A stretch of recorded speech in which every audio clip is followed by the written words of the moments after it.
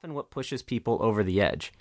How do you react when your village or hometown is repeatedly besieged by criminal syndicates and the police ignore your pleas for help? Worse yet, what if your government, the appointed arbiter of justice, is actually in collusion with your tormentors? Do you flee? Plot vigilante resistance? Join an armed rebellion? Or do you seek your own foothold within the underworld so that you might become predator instead of prey? In the absence of law, people can be driven to make radical decisions. But once closely examined, the choices of those enmeshed in Southeast Asia's underworld, meth barons, dodgy cops, the traffickers, and the trafficked, start to make perfect sense. This pursuit has drawn me into all sorts of jungle hamlets, urban pockets, and remote border towns. These are Southeast Asia's Shadowlands, zones where the authorities allow organized crime to thrive. They are seldom illuminated to the outside world, and the lives of their inhabitants are chronically ignored. This book doesn't attempt to catalog every single crime ring in Southeast Asia, nor have I prioritized only the largest and most fearsome groups.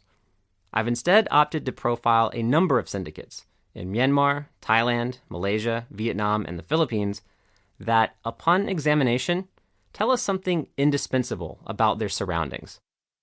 Many of these syndicates actually operate with the unofficial blessing of the authoritarian states in which they are found. They flourish in spots where officials choose not to enforce order, or at least not as they should. Instead, local police will often function as a protection racket for select criminal operations. In the most forsaken quarters, Myanmar's northern hills, for example, the state actually allows drug barons to rule over its citizens like feudal lords. Documenting these Shadowlands isn't as grim an exercise as it might seem.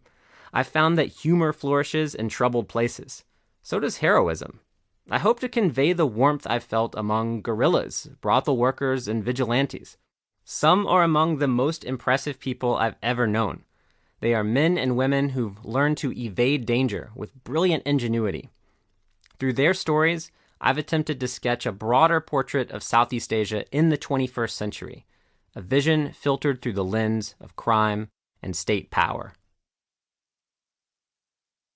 Let's back up. What exactly is Southeast Asia, anyways? The short answer: every nation from Myanmar's frigid peaks running eastward to the balmy Philippine Islands. Politically speaking, it's the block of 10 countries within the Association of Southeast Asian Nations, or ASEAN. At a glance, this region appears to be defined by proximity, and not much else. On the mainland, militaristic Buddhist kingdoms abut a pseudo-communist regime that is in fact ravenously capitalistic, and all this is half encircled by a largely Islamic archipelago, one that terminates in islands that are beholden to the Vatican. This corner of the earth is home to 650 million people, more than in North America or South America or the European Union. But they are not, as in the Middle East, bound by an overarching faith, nor by a common currency, as in Europe, nor by a common tongue, as in Latin America. They are riven by mountains and seas, as well as by language and culture. Yet in the 21st century, these scattered peoples are increasingly held in common by another force, capitalism, an ideology that America and its allies attempted to pound into this region with millions of bombs.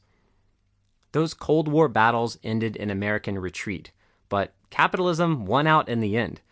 Markets are roaring in Southeast Asia.